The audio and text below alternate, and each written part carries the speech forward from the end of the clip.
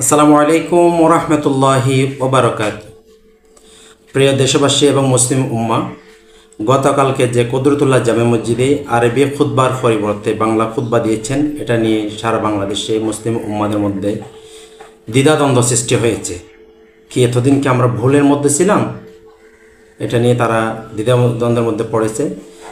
দ্বিধাদ্বন্দ্বের পড়ার কোনো কারণ নেই। প্রিয় মুসলিম ভাইয়েরা, আমরা জানি বাংলাদেশে জুমার খুতবা প্রদানের আগে বাংলাতে আমাদের নিজস্ব মাতৃভাষা বাংলায় প্রায় 1 ঘন্টা 45 মিনিট যাবৎ খুতবা দেওয়া হয়।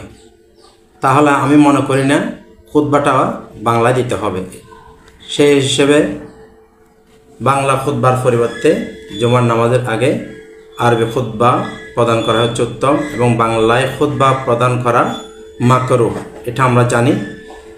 তারপরও আলেমরা কি বলেছেন আমরা এক এক করে সবার আলোচনাগুলো পূর্ণাঙ্গভাবে শুনলে আশা করি আমাদের ভুলভ্রান্তি দূর হয়ে যাবে। প্রথমে শুনে আসি শাইখ আহমদুল্লাহ হাফিজাহুল্লাহ কি বলতেছে, একটু মনোযোগ দিয়ে শুনুন। জুমার খুতবা আমরা মাতৃভাষায় দিতে হবে নাকি আরবি ভাষায় দিতে হবে, এটা নিয়ে মত পার্থক্য আছে। আমি ব্যক্তিগতভাবে মনে করি আমাদের দেশে যারা আরবিতে আমরা খুতবা দিয়ে থাকি তারাও কিন্তু আরবিতে কালামুন নাস অর্থাৎ মানুষের ভাষায় কিন্তু খুতবায় কথা বলি, অর্থাৎ কোরআন হাদিসের বাইরেও আমরা অনেক কথা নিজেরা আরবিতে বানায়া বলি। তো আরবিতে কালামুন নাস আর অন্য ভাষার কালামুন নাসের ভিতরে ইসলাম শরীয়ত দৃষ্টিকোণে কোনো পার্থক্য থাকার কথা নয়। বিদায় জুমার খুতবা বাংলায় দিলে সেটাকে নাজায়েজ বলার কোনো কারণ আমি অন্তত দেখতে পারছি না। বাকি কোনটা উত্তম এটা নিয়ে মত পার্থক্য আছে। অনেকেই বলেছেন জুমার খুতবা আরবিতে দেওয়া উত্তম, ক্যারাবিন স্কলারদের মধ্যে অনেকেই বলেছেন। বিশেষ করে আমাদের দেশে এই বিষয়টা নিয়ে বিতর্ক করার কোনো যুক্তি থাকতে পারে না, কারণ আরবিতে খুতবা দিলে সেক্ষেত্রে খুতবা হয়ে যাবে, এ বিষয়ে কারোর কোনো দ্বিমত নাই। অতএব আমরা বাংলায় দিলে সেক্ষেত্রে বরং দ্বিমত আছে, অনেকে বিদআত বলেন, অনেকে এটাকে সুন্নাহ বিরোধী বলেন এবং নানা রকম মন্তব্য করেন। সেজন্য আমরা এর চাইতে অনেক গুরুত্বপূর্ণ বিষয় যেগুলো আমাদের ঐক্যমত রয়েছে সেগুলো নিয়ে আমাদের আগানো দরকার। আর এ বিষয়ে আমি শুধু এটুকু বলবো যে বাংলায় মাতৃভাষায় খুতবা দেওয়া এটাকে আমি ব্যক্তিগতভাবে যৌক্তিক মনে করি। তবে আমাদের দেশে যেহেতু আরবি ভাষায় খুতবা দেওয়ার বিষয়টি প্রতিষ্ঠিত এবং আরবি ভাষায় খুতবা দেওয়ার বিষয়টি কনকলাম উত্তম বলেছেন নানা কারণে, অতএব সেটাকে আমরা কোনোভাবেই সুন্নাহ বিরোধী বা বিদআত বলতে পারি না। প্রথম মাশাআল্লাহ, এখন তো শেখ আহমদুল্লাহর আলোচনা শুনলেন। এবার শুনে আসি মুফতি আনায়েতুল্লাহ আব্বাসী হাফিজাহুল্লাহর খুতবা বাংলায় হবে নাকি আরবি হবে এ বিষয়ে পূর্ণাঙ্গ বিশ্লেষণ আলোচনা। প্রশ্ন হচ্ছে যে জুমার খুতবা আরবিতে হবে না বাংলায় হবে, বুঝলেন? এই ফিতনাটা উপমহাদেশে সৃষ্টি করছে কে জানেন? আকরম খা।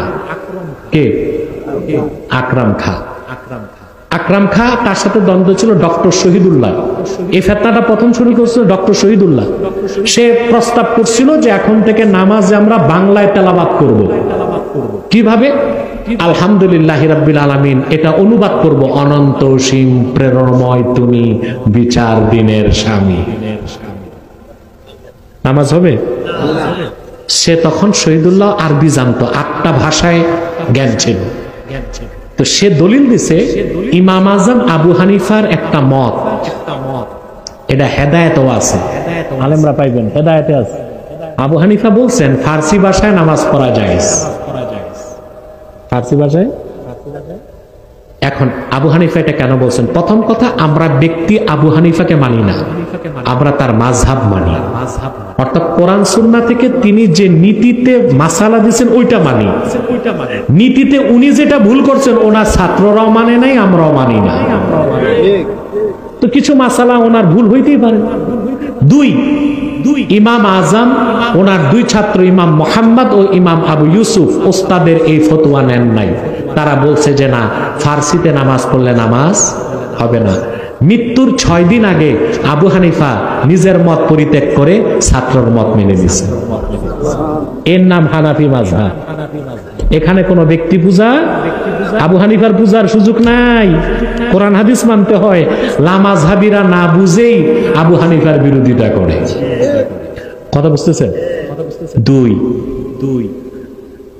ফার্সি ভাষায় নামাজ চলে, এটা ইমাম আজমের মুফতাবিহি বক্তব্য না। ডক্টর শহীদুল্লাহ ওই মত ধরে সে প্রচার করতো ফার্সি চললে বাংলায় চলবে না কেন। ওলামায়ে কেরাম তারে ধরছে, পরবর্তীতে সে হার মানছে। ওই ধরনের ফিতনাবাজদের অনুসারীরাই বাংলাদেশে এখন প্রচার করতেছে খুতবা হবে কিসে? না, হবে না, চলবে না। কারণ 1 নাম্বার দলিল, যোহর নামাজ কয় রাকাত ফরজ, জুমা কয় রাকাত, ওই 2 রাকাতের বদলায় খুতবা। এই জন্য আদব হচ্ছে ইমাম সাহেব খুতবা দেওয়ার আগে তার ওযু লাগবে। কি লাগবে? এরপর ইমাম সাহেব মিম্বরে যখন বসে যাবে খুতবা দিতে, ফতোয়ার অনেকগুলো কিতাবে আসছে, ইদা সাইদাল ইমামু আলাল মিম্বার লা সালাতা ওয়ালা কালামা ওয়ালা সালামা ওয়ালা রাদ্দাস সালাম। ইমাম মিম্বরে বসে যাবার পরে নামাজ চলবে না, সালাম চলবে না, সালাম দিলে জবাবও নাই। কারণ এটা নিছক খুতবা না, এটা হচ্ছে 2 রাকাতের কায়েম মাকাম। কথা বুঝেন? 2 রাকাতের। এই জন্য খুতবাটা নিছক খুতবা নয়, খুতবাটা জুমার একটা অংশ বলে অবশ্যই খুতবাটা আরবি হতে হবে। মাশাআল্লাহ, দীর্ঘক্ষণ পর্যন্ত ধৈর্য ধরে আলোচনাটি শোনার জন্য আপনাদের সকলকে মোবারকবাদ এবং ধন্যবাদ। আসসালামু আলাইকুম ওয়া রাহমাতুল্লাহ।